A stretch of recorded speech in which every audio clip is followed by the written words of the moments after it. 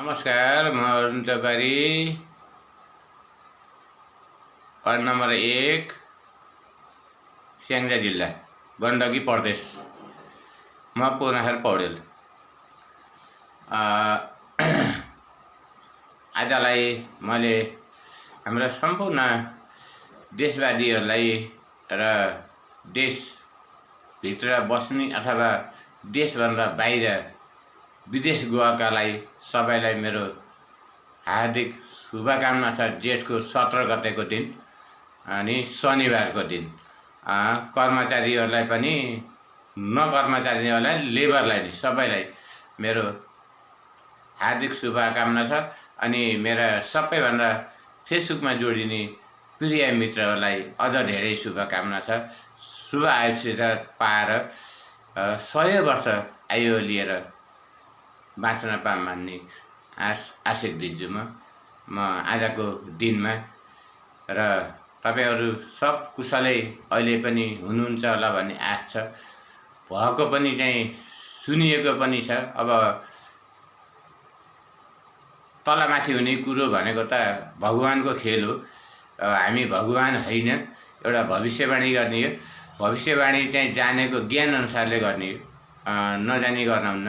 अनि त्यसपछि आजको मिति भनेको अब मैले भनिसकेँ। जेठ 28 गतेदेखिको तपाईँको अन्नधुनै पानी आउने छ। र कुन ठाउँमा हुनुहुन्छ लामो यात्रा गर्न परे कृपया नगरिदिनु होला, आफ्नो ठाउँमै बसिदिनु होला र जोगिदिनु होला। अनि डराउन दियो नभन्नु होला। समय अनुसारले चाहिँ देखाउने हो र तपाईहरूले आफै प्रत्यक्ष देख्न पाउनुहुन्छ। अनि त्यसपछि गर्मी अधिकै हुनेछ। हाम्रो ठाउँमा भन्दा नि तराईतिर अधिकै हुनेछ। त्यसबाट पनि सावधान रहिदिनु होला। घुमाउने, चक्कर आउने, टाउको दुख्ने, हिँड्दै लड्ने पनि हुनसक्छ। त्यो भएको हुनाले सावधान चाहिँ रहिदिनु होला। त्यति भन्दै मैले तपाईहरूलाई आज जेठको 17 गतेको एउटा शुभकामना र एउटा एउटा सूचना मैले दिएको हुँ।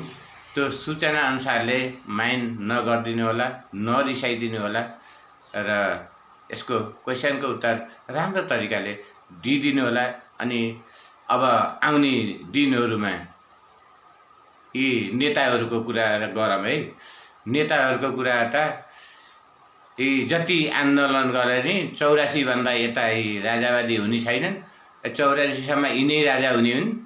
यिनै राजा भएपछि 84 पछि के हुन्छ अब रह्यो भनेको हामी जनताको हातमा।